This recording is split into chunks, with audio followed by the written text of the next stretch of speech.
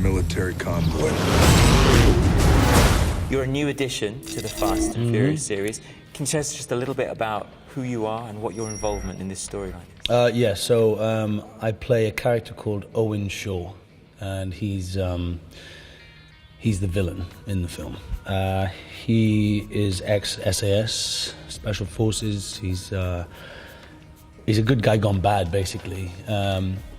He basically now works for himself, hijacks military convoys, steals components and technology from military machines around the world, and then sells them on the black market and makes a huge amount of money. And so he's super successful. He has a team of other very clever people on his team that basically are out for themselves. They're very, very different to the people that we know in the films, because they're all family now and everybody loves each other and all that, blah, blah, blah.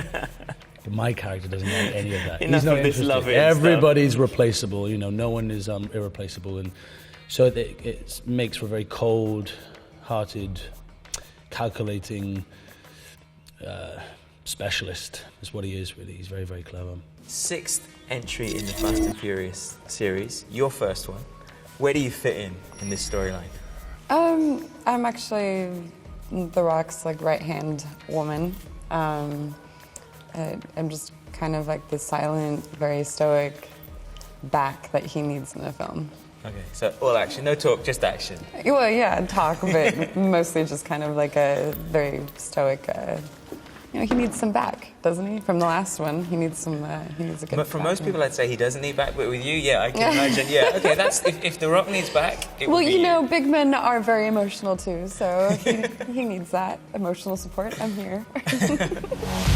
Our target's Owen Shaw, former Spec Ops soldier. For years, they've been running jobs in Europe, but it's our most recent job that graduated them to a whole new level. So as the antagonist, presumably that means you get to go up against Vin Diesel's character, Dwayne Johnson's character, Paul Walker's character. Now these are some big guys who do quite a lot of action movies, and obviously in Dwayne's case, outside of movies. How did you feel about going into sort of, I'm presuming there's some sort of physical scenes with those guys. How did you get into those sort of things with those guys? I remember when I got offered the role, I was a little, I was a little hesitant in thinking, well, how am I going to be able to realistically fight people like Dwayne and Vin? Paul, not so much, because we are similar in stature and stuff, so that was more... I can take him, yes. I can take Paul. No. I mean, Paul is fantastic, but we're sort of the same height, the same size and build. But with Vin and Dwayne, it was something that I had to question, because I was very aware that I didn't want to look like a fool, trying to fight somebody who's twice my size and his arms the size of my face and waist. But the thing was, Shaw comes from Special Forces and SAS, and so he knows all the martial art forms and kung fu. He has a lot of speed, which he utilizes in the fight sequences he has with the different members of the cast. And because of that, pure fact, it looks realistic. We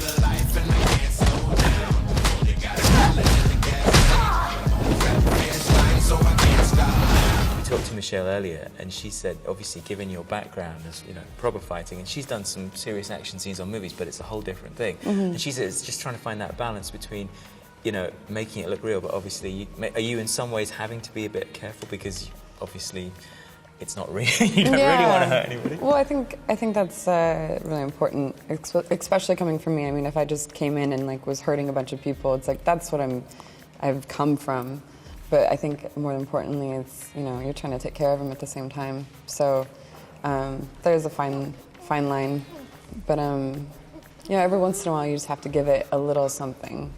Or, and it helps out with the acting too, because if you don't really know where the pain is coming from or how it really kind of feels, then it's a little bit harder to make believe. And I already know all of that. I already know the pain, been hit everywhere in my life, So it's, it's good for them to know it a little bit too sometimes, just a little. This code you live by makes you predictable. In our line of work, predictable means vulnerable. I can reach out and break you whenever I want. As someone who's, as I say, new to it now, could you just tell us a little bit about what the appeal is to be in this series, and also as an audience member, for what people might expect from this movie, as in comparison to the other? Well, personally, why I'm doing it? Sure. Well, I mean, first of all, it's a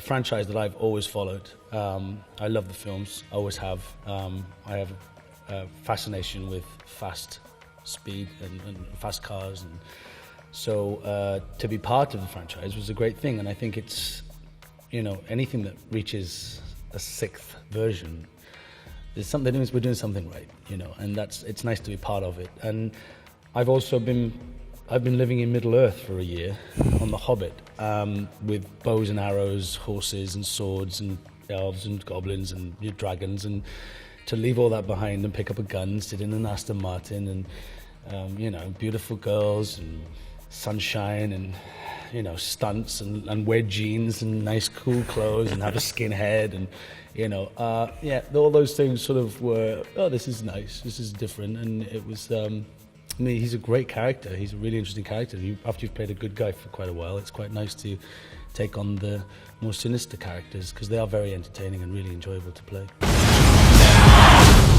Guys, they got a tank.